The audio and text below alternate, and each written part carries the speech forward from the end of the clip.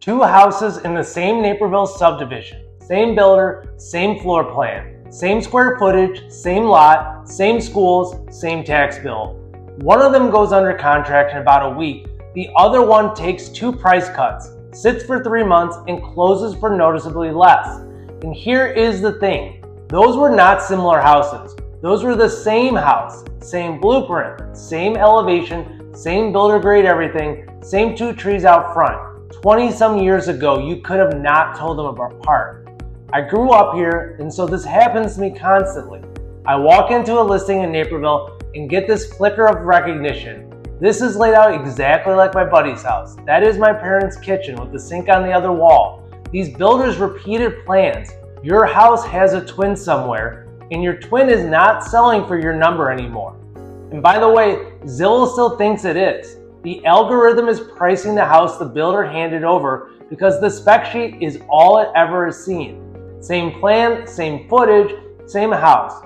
The buyers who walked through both of them disagreed, and they are the ones with the money. I want to show you what actually opened that gap because almost none of it is what sellers think it is. Everything I walk sellers through is in a free Naperville Sellers Guide. It's at gimpertrealty.com. The link is in the description. No cost, nobody calling you afterward. Read it and decide whatever you want. The first thing that separates the twins is not the kitchen. It is that after enough years, you stop being able to see your own house. And that is not an insult. That is just how brains work. You have walked that hallway 10,000 times. It stopped registering years ago. I had a listing that would not sell, and the showings were fine. Traffic was not the problem. People were coming through and not writing offers, and the feedback was not vague either. The buyers were saying the house smelled. The owners could not find it, not because they were ignoring it, they could not smell anything at all. So I went back and walked the house room by room, and I get to one specific room, open the door, and it hits me in the face. Not subtle, not something you have to hunt for. Anybody who had not lived there would have caught it in a second. And turned out a few rooms had almost no air circulation. We cleaned them hard, opened the windows, and put fans in. Brought in some air fresheners, the house gets sold. That was it. That was the entire thing standing between that house and a buyer. And the people living in it had been told exactly what the problem was and still could not act on it. And once a buyer smells something off, they cannot unsmell it. Now the closet looks small. Now the carpet looks tired. And now they are wondering what is going on in the crawl space. One thing you generally cannot perceive rewrites how they read your entire house. So that's the invisible stuff, and it's cheap to fix. The bigger difference between the twins took 20 years to build, and this is where sellers get talked into spending money they should not spend. Those 2 houses were identical on day 1. Then people moved in and started making decisions. One owner redid the kitchen at some point, put in new flooring, replaced the windows when they went. The other owner kept everything running and never changed much, which is a completely reasonable way to own a house. Neither of them was wrong, but 20 years later, that is not the same house anymore, and the market is going to price the difference. The market does not care what you want. Buyers pay for the value they can see from the driveway on their phone in about 4 seconds. Now here's where I have to stop people, because the natural next thought is, okay, so should I renovate before I list?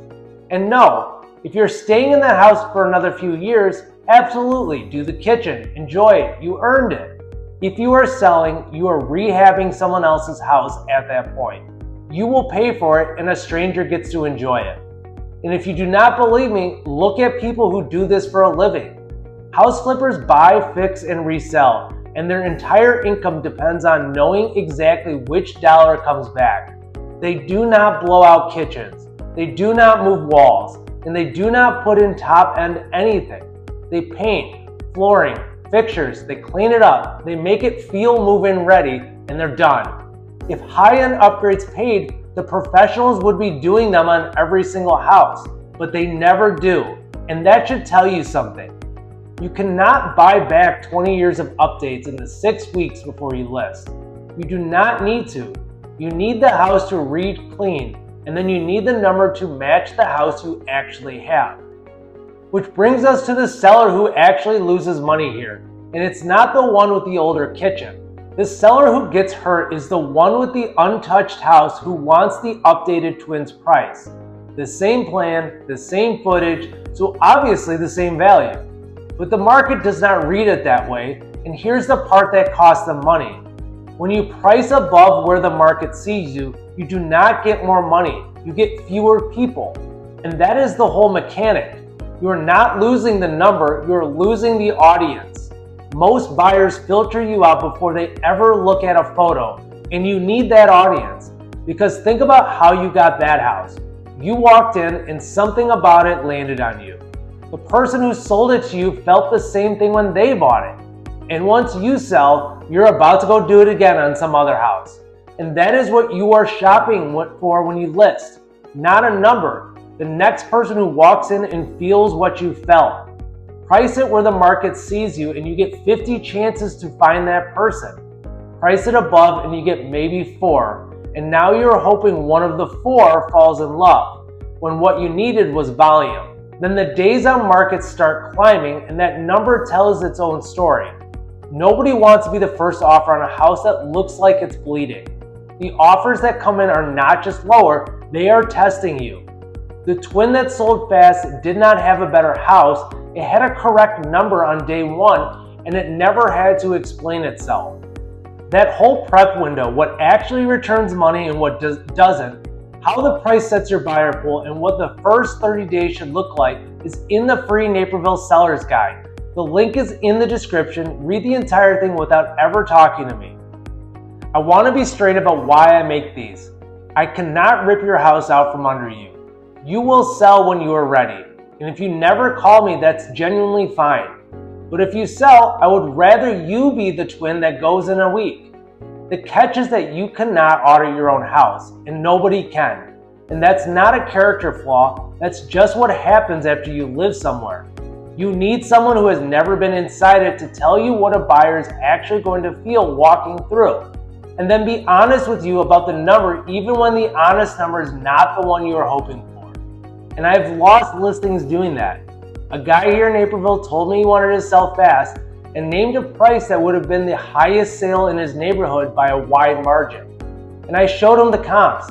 I explained that selling fast means starting where the market can see you and letting buyers push it up. He listed high with somebody else, and it sat about 3 months, took several cuts, and then came off the market unsold. I lost that listing because I told him the truth, and I would tell you the same truth.